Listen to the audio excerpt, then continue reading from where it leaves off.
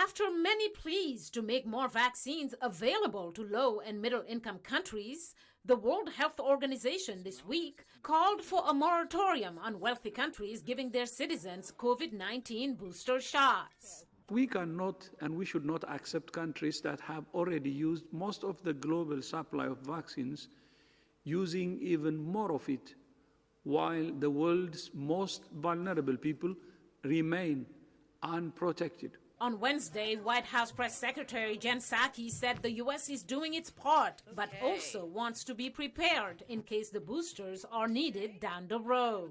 I feel that it's a false choice and that we can do both. We announced just yesterday that we hit an important milestone of over 110 million vaccines donated to the world. That is more than any other country has shared combined. And we also started to donate the 500 million doses of Pfizer we've purchased.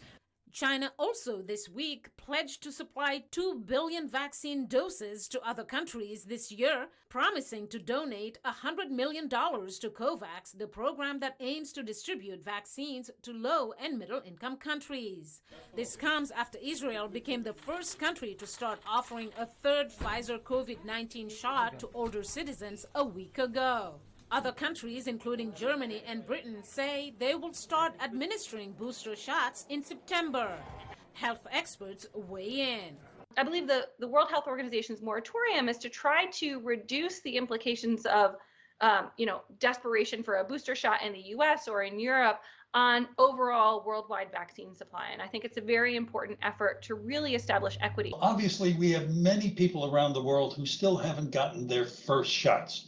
And I think that's where most of our attention should be directed at the present time, before we start boosting other people's protection. I think what we need to do is keep reminding everybody here that it's not one pandemic in the US and another pandemic in Africa.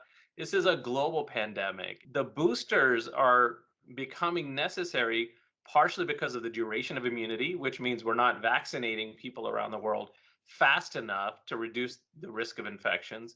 And secondly, because of new variants that are emerging.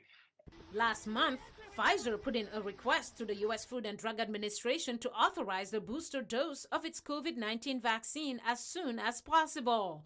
That was based on evidence that showed an erosion on the vaccine's efficacy after 6 months, as well as reduced efficacy against the highly contagious Delta variant. I think it's important to remember that waning is a downward slope, but that doesn't mean that it goes from 95%, where Pfizer, which I know is the first company to come out and suggest a booster, 95% efficacy against the Alpha variant, and even sustained efficacy against the Delta variant and other variants. That going down doesn't mean that you are no longer protected. Schaffner says he's happy to have boosters approved for use on the shelf, ready to go if needed, but it doesn't look like that's the case quite yet. Well, the Delta variant now accounts for over 90% of new infections in the United States. And although we have had an upsurge of hospitalizations, they're almost all in unvaccinated persons. So that means that the vaccines are really working against Delta. They're keeping vaccinated people out of the hospital. And that, of course, was the principal goal of the vaccines. And it's important to differentiate between immediate needs versus intermediate and long-term needs, Udayakumar says. In the long term, we know that we have to ramp up significantly vaccine manufacturing capacity, and a lot of investments have happened. We're now starting to see investments in low and middle income countries, including in India, in South Africa, in Senegal. On Thursday, Moderna said its vaccine continues to be 93% effective 6 months after the second dose. The company also said it believes a booster shot will be necessary before winter.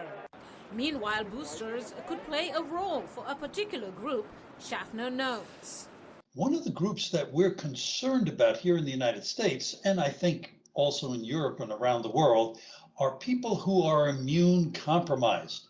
You know, their immune system didn't respond as well to the vaccines because they are immune impaired. And the question is, could those people benefit from a third dose? And that might well be. You might even think of it not so much as a booster, but actually a 3-dose initial series. Questioned by VOA, the White House said Friday the administration's scientists are also considering whether to recommend a booster for immune-compromised individuals. Mariama Diallo, VOA News.